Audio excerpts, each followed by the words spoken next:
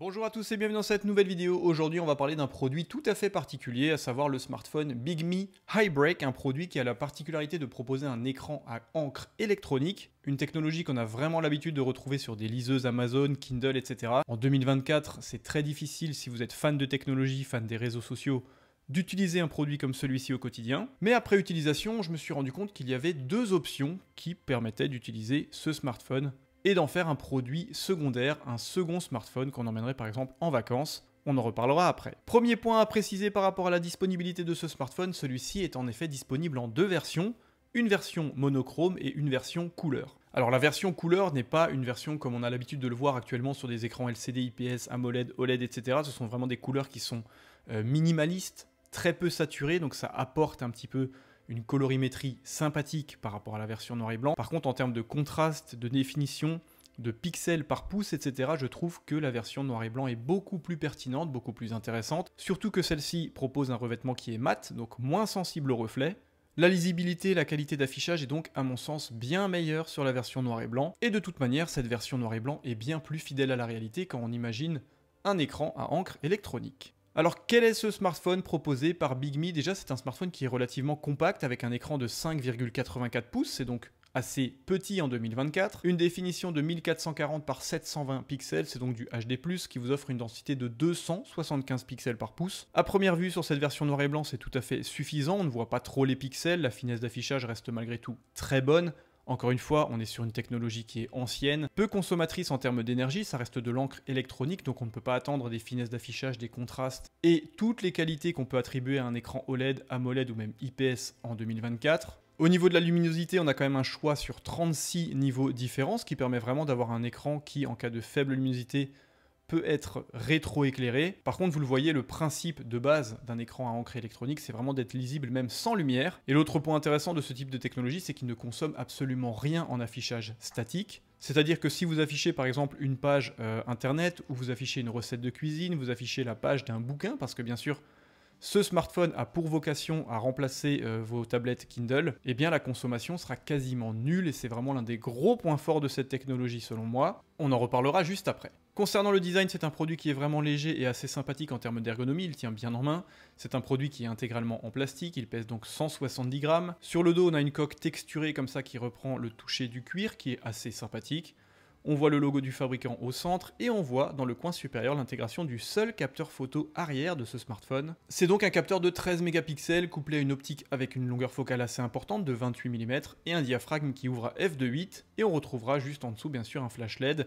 Encore une fois, au niveau de la captation photo, ça n'a pas vraiment de sens. Pourquoi? Parce que visualiser une photographie sur un écran à encre électronique, en termes de qualité, on va pas se mentir, ça n'a aucun sens. Par contre, le point intéressant, c'est que ce capteur photo réalise des photos qui sont malgré tout plutôt bonnes. On peut bien sûr les partager et les envoyer par mail à un contact ou les partager en Bluetooth sur un autre smartphone. Et lorsque vous visualisez finalement ces photos sur un autre smartphone ou sur un PC, ça reste malgré tout exploitable et on peut les partager sans problème. On est bien sûr éloigné des ténors du marché, mais ça en reste un smartphone vendu aux alentours de 200 €, qui est équipé d'un capteur de 13 mégapixels. La photo est donc en adéquation avec ce placement tarifaire et cette technologie embarquée. Au niveau de la tranche, on a également un bouton de démarrage physique du smartphone, on a également les boutons de contrôle volume plus et moins. Sur la tranche inférieure, les microphones extérieurs avec la connexion USB Type C. Sur la tranche opposée, on a un bouton qui permet d'accéder directement à Amazon Kindle, donc pour pouvoir directement emprunter, lire ou se rendre sur les bibliothèques de lecture, parce que bien évidemment c'est la fonction principale d'un écran à encre électronique. On retrouve également le tiroir nano SIM dans lequel on pourra mettre une carte nano SIM compatible 4G,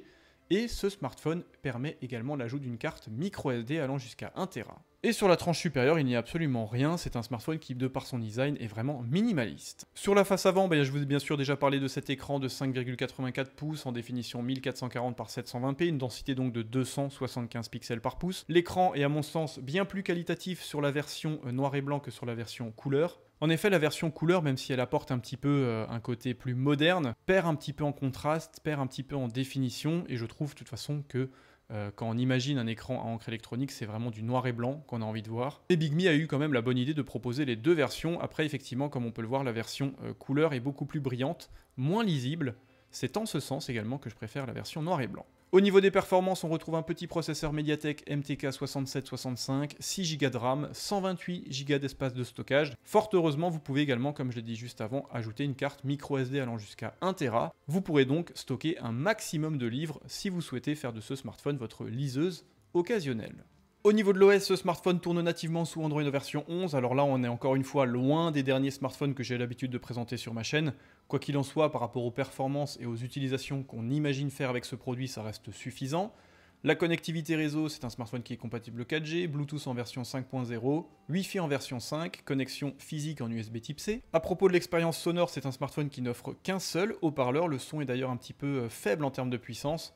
Mais encore une fois, ça reste suffisant par rapport à ce qu'on peut imaginer faire avec ce produit. La communication et l'accroche réseau est plutôt bonne, pas de souci particulier. Que ce soit la communication en 4G ou en Wi-Fi, ça marche très bien. L'autonomie, bien sûr, elle est excellente, quasiment une semaine. Moi, je m'en sers depuis plusieurs jours et il est seulement à 71%. C'est une batterie de 3300 mAh, mais encore une fois, comme je l'ai dit, tout l'intérêt de cette technologie à encre électronique, c'est de ne consommer aucune énergie en affichage statique. Donc si vous allez sur la page d'un livre ou si vous lisez un manuel ou une notice d'utilisation, tout le temps où l'écran ne sera pas rafraîchi, bien ça ne consomme rien, c'est assez bluffant. Surtout comme moi je l'utilise avec un rétroéclairage totalement désactivé. C'est ainsi, à mon sens, que le contraste est le meilleur et que la technologie est vraiment à son utilisation la plus agréable. Pour le reste, il n'y a rien à dire de plus, c'est un smartphone qui peut tout faire. Vous voyez bien sûr qu'il y a le Play Store disponible, donc on peut aller sur YouTube, on peut regarder des vidéos, on peut aller sur Instagram, on peut aller sur Snapchat, on peut aller sur Google, on peut aller partout. Après, il faut quand même avoir en tête que le taux de rafraîchissement de l'écran limite énormément ce genre d'utilisation. Forcément, ça n'est pas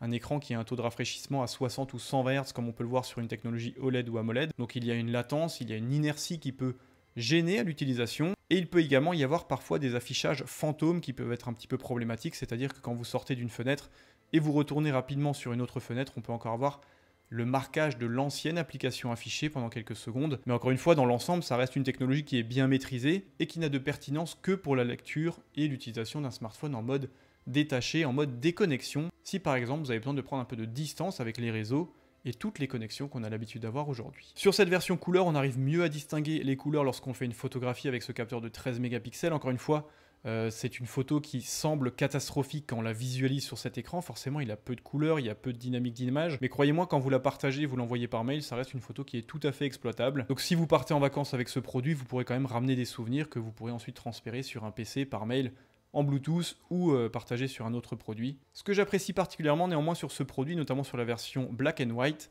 c'est bien évidemment l'économiseur d'écran qui est vraiment joli, je trouve. En plus, ça ne consomme absolument rien. Là, vous voyez, vous posez ce smartphone sur votre bureau, vous avez accès au calendrier, vous avez accès à vos rendez-vous. L'horloge est mise à jour chaque minute, donc ça reste un écran qui est vraiment pertinent et qui donne des informations intéressantes. Et en termes de consommation énergétique, c'est quasiment nul. Donc ça reste une technologie qui peut en satisfaire certains. Après plusieurs jours d'utilisation, j'ai trouvé deux usages pertinents pour ce produit. Le premier, vous êtes par exemple un chef d'entreprise ou une femme d'affaires, vous êtes très sollicité, demandé par mail, par appel, sur WhatsApp, sur les réseaux, etc. Vous souhaitez partir en vacances et vous déconnecter un petit peu de toute cette réalité-là, de cette réalité numérique par exemple qui empiète un petit peu sur votre vie privée. Vous pouvez partir avec ce smartphone. La technologie utilisée pour son écran notamment va vous aider un petit peu à vous déconnecter des réseaux. On n'a pas vraiment envie de scroller sur Instagram ou de regarder des vidéos, forcément le taux de rafraîchissement n'est pas au niveau. On n'a pas non plus envie de faire 25 selfies, 25 photos, etc. Donc ça reste un produit qui va vous permettre d'accéder à tout si vous souhaitez voir vos mails, accéder à WhatsApp, regarder rapidement une vidéo, regarder rapidement une photo, échanger à propos d'un contrat ou quoi que ce soit. C'est un produit qui finalement permet toutes les fonctionnalités d'un smartphone moderne, mais l'utilisation de cet écran va vous freiner en termes d'usage, donc vous allez vous en servir uniquement en cas de besoin. L'autre utilisation que je peux voir avec ce produit, c'est si vous êtes une utilisatrice ou un utilisateur d'une tablette liseuse, donc une Kindle par exemple proposée par Amazon, et vous souhaitez partir en vacances, mais vous n'avez pas envie d'emmener votre smartphone et votre liseuse à côté, ou vous avez simplement un problème par exemple sur votre liseuse. Vous aurez la possibilité du coup d'envoyer directement tous vos bouquins dématérialisés sur l'application Kindle par exemple, et vous pourrez partir de ce fait-là avec un smartphone qui fait office de liseuse avec un bel écran de quasiment 6 pouces, très lisible avec une bonne densité de pixels. C'est vraiment les deux usages que je peux imaginer avec ce produit, donc chercher à se déconnecter tout en ayant, en cas d'urgence, accès à l'intégralité des communications modernes, ou alors partir en vacances sans avoir emmené sa liseuse et son smartphone. Dites-moi dans les commentaires ce que vous pensez de ces produits, pensez-vous que ce soit pertinent, utile et intéressant pour certains d'entre vous. Merci d'avoir suivi bien sûr cette vidéo, posez-moi toutes les questions que vous voulez dans les commentaires, merci bien sûr à BigMe de m'avoir permis d'accéder à ces deux versions du iBreak. Comme toujours, les liens pour acheter ce smartphone sont dans la description de ma vidéo. Merci d'avoir suivi cette vidéo, merci d'être toujours plus nombreux, à très bientôt, bye bye.